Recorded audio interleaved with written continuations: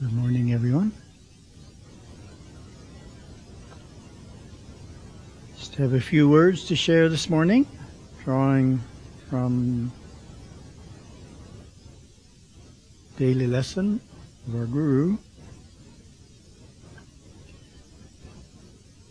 First, a quote from Paramaguru Yogaswami. See everyone as God. Don't say, this man is a robber, that one is a womanizer, the man over there a drunkard. This man is God, that man is God. God is within everyone. The seed is there. See that and ignore the rest.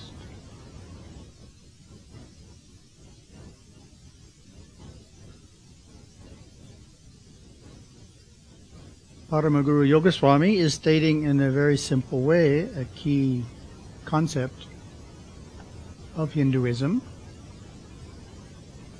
that everyone is a good person. There are no evil people in the sense of their inner nature. The inner nature of every person is divine.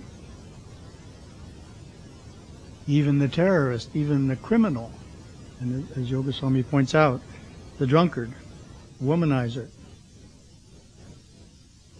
The essential nature of every person is divine, but that divinity isn't necessarily being expressed in their outer nature. How do we account for that? We account for that through reincarnation. But everybody isn't at the same point in manifesting their inner divinity. Some are further ahead in the process, and others are further behind. But we never want to condemn someone as being different. Hinduism believes that the divinity will eventually come out through the process of reincarnation, will eventually express itself. So therefore, if someone acts as a criminal, Hinduism believes we need to encourage them to improve their behavior, not simply condemn them, but try and get them to upgrade in their outer behavior, express more of the inner divinity in their outer nature. Today's lesson, to quote, "The problems of conflict reside within this low-minded group of people who only know retaliation as a way of life. To antagonize others is their sport. They must be curtained off and seen for what they are. Improvement has to come through their own self-effort. But they are always overstimulated by doing so many mischievous acts and misdeeds that self-effort toward any kind of improvement is never thought of.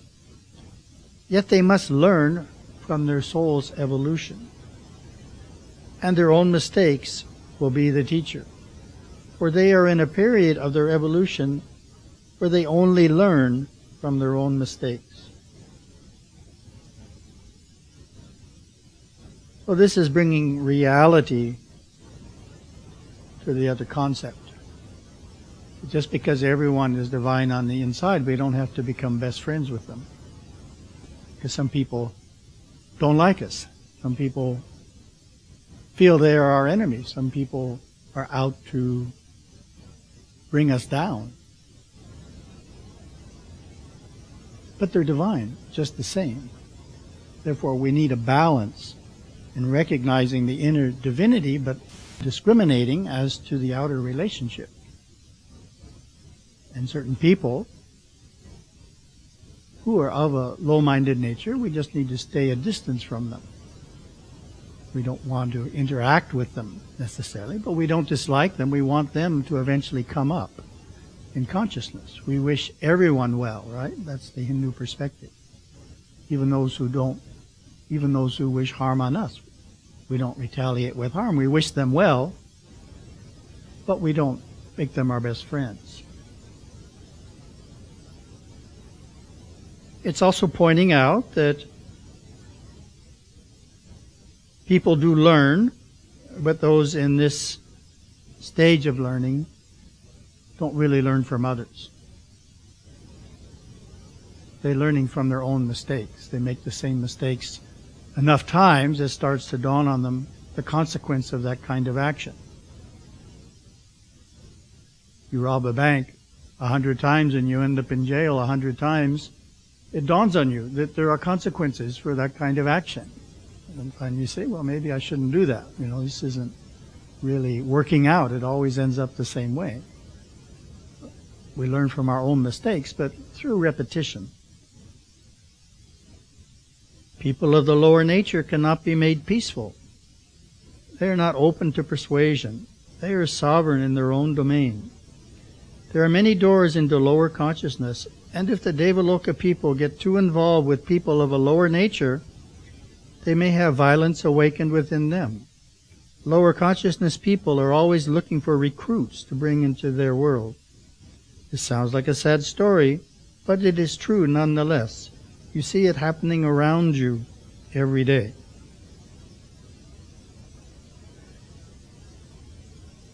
This is pointing out the effect of our companions upon us. For example, in the workplace, our companions in the workplace, our co-workers, may not be religious. Their lack of religiousness, we think, isn't affecting us, but it can rub off on us as well over time, because we're susceptible to the influence of those we associate with regularly, be it at work, at school, at home, neighborhood. It has more effect than we realize.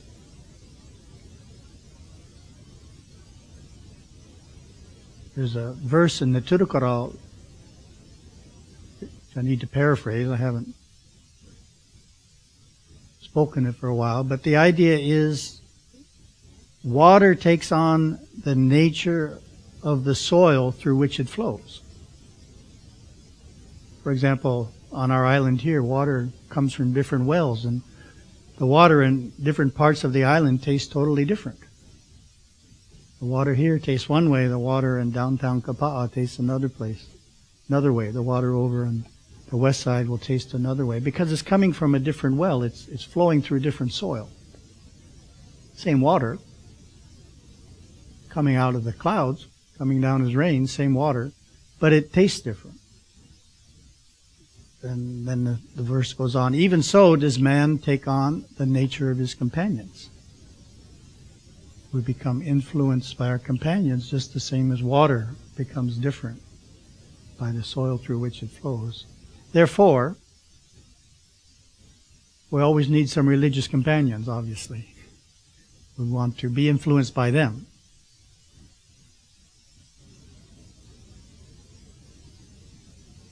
A few times a year I get an email which talks about, which asks a question like this: what can I do to get going in my religious practices again, to get going in my sadhana? I've really dropped off the spiritual path for a number of years. What do you suggest? Well, I make a number of suggestions, but one of them is always find a satsang group. Find a group of religious people that gather regularly and participate in it, because we need that influence in our life to be constant in our practices. Otherwise, we'll drop off, because there's so many people we interrelate with who aren't interested in religious practices. That will influence us, lessen our practice, unless we mix with people who are interested. And then that reinforces our interest, and we manage to keep going, ideally on a daily basis. It would, of course, be wonderful to think that all people in the world are on the same level, and certainly they are in the deepest sense. But our sages and rishis and wisdom itself tells us that we cannot expect the same of everyone in this birth. By recognizing the differences in each soul's maturity, we also recognize the process of reincarnation, which gives us young souls and old souls.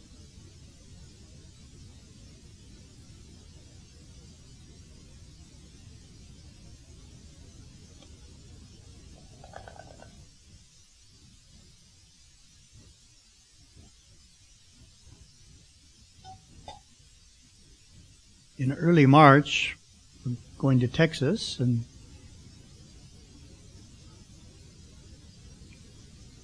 one of the events that's scheduled is in Midland, an interfaith event, and there's 5 participants.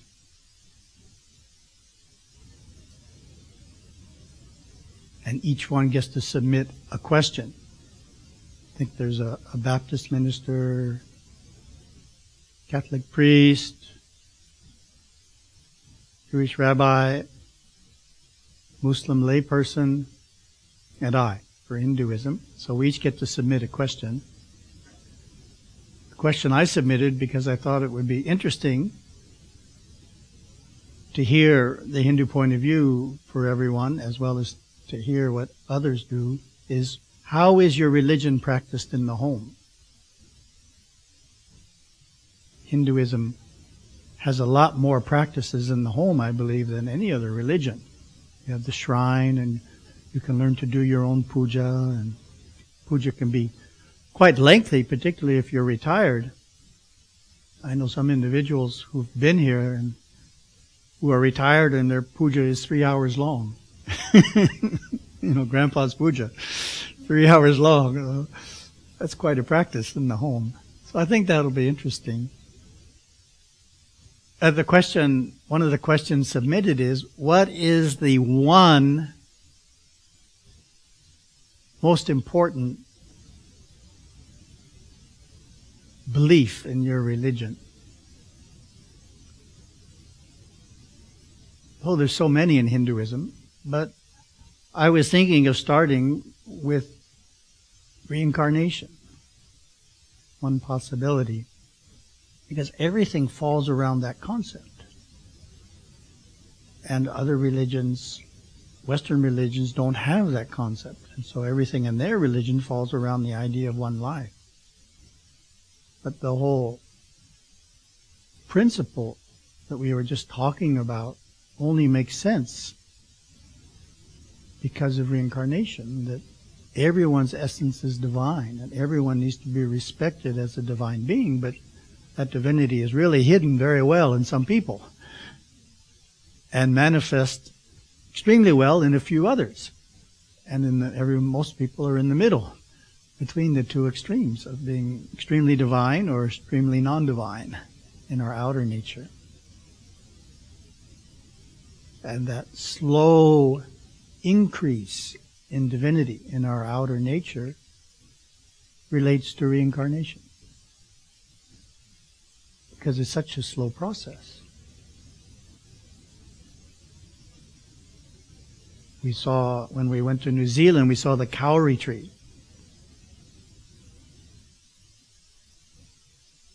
And some of them there are 600 years old. Tree that's 600 years old. Just keeps growing and growing, slowly and slowly. It gives a sense of reincarnation, that it's a very slow process. That improvement, particularly during our initial lives, is slow. Why? Because we're slow learners.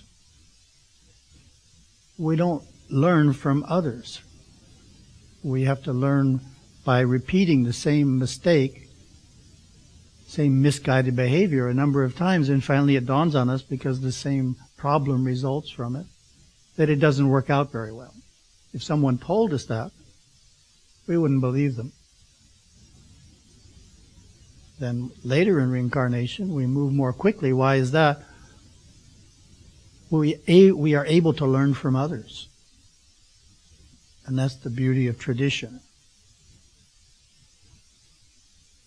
Our Paramaguru Yogaswami says, a train needs to run on tracks. So he's talking about tradition, that it's easier to move forward if your train is on tracks than if it's not. You know, it can't go anywhere without tracks. It's easier for mankind to move forward if they follow a tradition. For Hindus, to follow and understand the Hindu tradition allows us to move forward more quickly. We're learning from others. Tradition is learning from others. Science does that. We don't start over because all the scientists are under 40 years old. No, they learn from everybody who preceded them. They're willing to learn from tradition, and therefore science builds upon itself. It's more sophisticated each generation. Well, religion is similar in that we keep adding to our tradition, we keep modifying it, but the essence of it stays the same.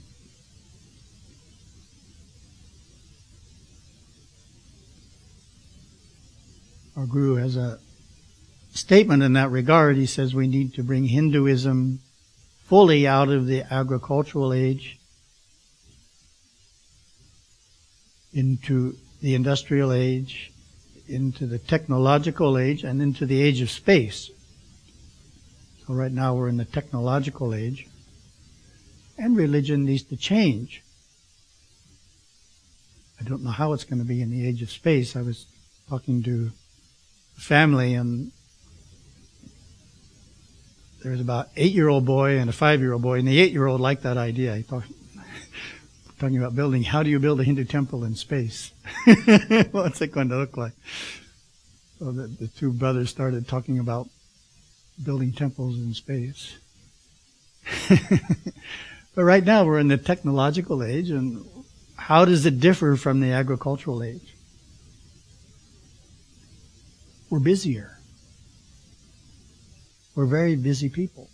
Agricultural age, you have a harvest season, you have a planting season, and you have lots of times during the year when there's nothing to do. You've planted, right? The rains are coming. You've got some free time. When you plant and when you harvest, you're working very long days, but there are months when you have lots of free time. But technological age doesn't work like that.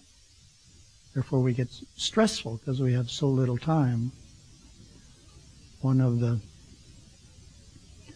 approaches we're taking in our talks is to try and explain Hinduism to fit that situation. So the Hinduism doesn't have to be a separate practice. It can be done as our regular actions. For example, children are at school. They're at school so many hours. At school, you have the opportunity to perform seva, to help others, to help other students, to help the teacher, to do service. Service earns punya. Does it take any extra time to help others at school? No, you're at school the same number of hours no matter what you do there. Well, that's a simple example of how children can perform seva in our modern society without it taking any time, by fitting it in to their existing activity. Likewise, we can help others at work, do things for others we don't have to do. That's how seva is defined. If we do something for another person and we're not being paid to do it, we don't have to do it, that counts as seva, no matter where the situation is, be it work or school or at home or in the community or at the temple. We need to think differently to encompass our busy lives and find ways to fit in spiritual practices without them taking any time. Thank you very much. Om Namah Shivaya.